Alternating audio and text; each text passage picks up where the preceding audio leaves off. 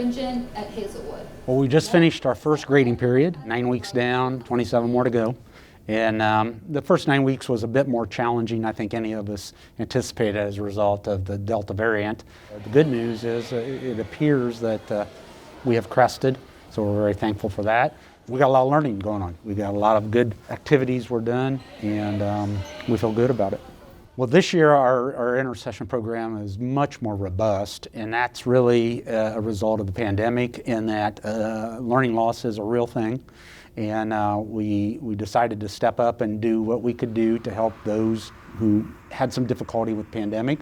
So we had a very robust program at Highland Hills and Scribner for our middle school kids, and a large program at Mount Tabor. We provided transportation to those students who we felt were not quite where they needed to be with English language arts and mathematics, and that's really exciting. Our parental support's just really been unbelievable this year. I do think people know that we're doing everything we can to keep kids in school, and we've had to make some difficult decisions that not everybody agrees with, but I think most know that we've done it for the right reasons. We just continue to get a lot of encouragement, a lot of positive messaging, a lot of kindness, and our teachers are very grateful for it, our principals are grateful for it, and I'm grateful for it because the parent-school partnership is a sacred bond, and it feels good knowing that people are with you. We have a good relationship with the Classroom Teachers Association, and we've been collective bargaining, and we've reached a tentative agreement that's very strong,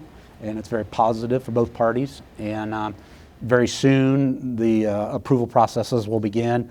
Hopefully the teachers will ratify in early November, and then we'll take it to the board in early November, and it's a 2-year agreement, and that feels great. It feels very good for both sides. In addition to all of the pandemic work that we've been doing, and in addition to the good instruction that we've been working on, we're trying to get back to business as usual. Running in the background, we've approved our 2021 budgets, and we're beginning the work necessary to do the fix and repair and the general maintenance that it takes in a place this size.